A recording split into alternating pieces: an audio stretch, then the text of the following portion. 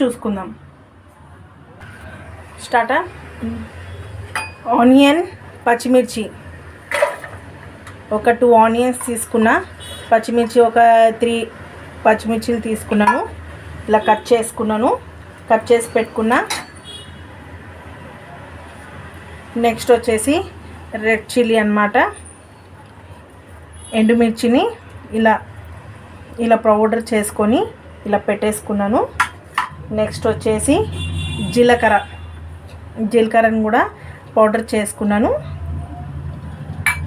Next వచ్చేసి పల్లీలు, మినప్పప్పు, గుండు మినప్పప్పు ఫ్రై చేసింది, వేంపుకున్న పప్పు కాబట్టి నేను కూడా ఇందులో వేసుకుంటున్నాను.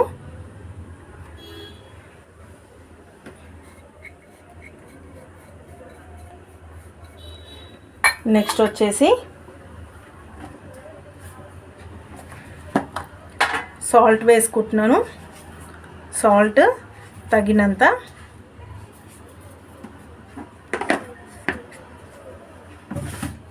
సాల్ట్ తగినంత. ఇప్పుడు వచ్చేసి బాగా దీన్ని ఇలా మంచి పిసకాలి, స్మాష్ చేసుకొని కొంచెం పల్లీలు మనిపించాలి. ఇప్పుడు వచ్చేసి పోపుకైతే రెడీ చేసుకుంటున్నాను నేను. దీంట్లో ఆవాలు, జీలకర్ర అయితే వేసుకుంటున్నాను. నెక్స్ట్ వచ్చేసి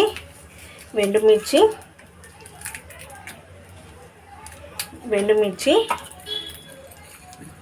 కొంచెం పంటి కింద ఇలా తగలనికి మినప్పప్పు.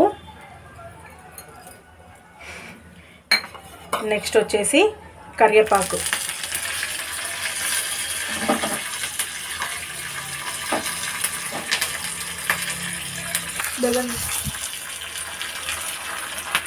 ఇలా వచ్చేసి మొత్తము ఫ్రై అయిపోయింది కాబట్టి పోపు అయితే రెడీ అయిపోయింది. ఇలా అయితే వేసుకుంటాను.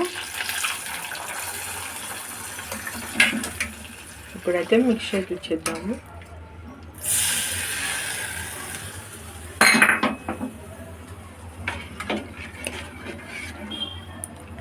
చూసారు కదా పచ్చి పులుసు.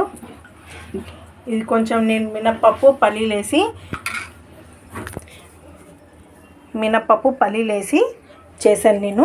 అంటే మరీ ఎక్కువ ఏం చేయలేదు, ఒక 2 స్పూన్స్ అయితే వేసుకున్నాను నేను. నచ్చితే లైక్ అండ్ షేర్, సబ్స్క్రైబ్.